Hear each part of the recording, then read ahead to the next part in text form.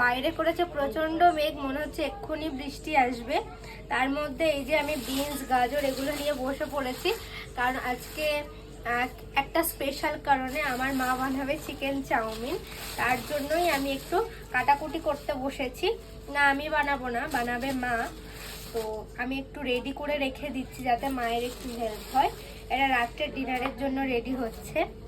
তো আজ হচ্ছে আমার বার্থডে, তার জন্য এগুলো বানানো হচ্ছে। সেরকম কিছুই হচ্ছে না, শুধু ওই রাত্রে একটু চিকেন চাউমিনই হোক, তাছাড়া এমনি স্পেশাল কিছু হচ্ছে না এই বছরে। তার কিছু কারণ আছে।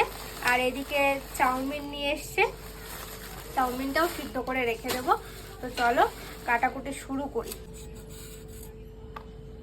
আর এইদিকে দেখো, ওকে আমি ক্যাপসিকাম আনতে বলেছি, ও একটা মাত্র ক্যাপসিকাম এনেছে। ও প্রত্যেকবার একই কাজ করে, মানে ও ক্যাপসিকাম খেতে ভালোবাসে না বলে ছোট থেকে একটা ক্যাপসিকামই নিয়ে আসে।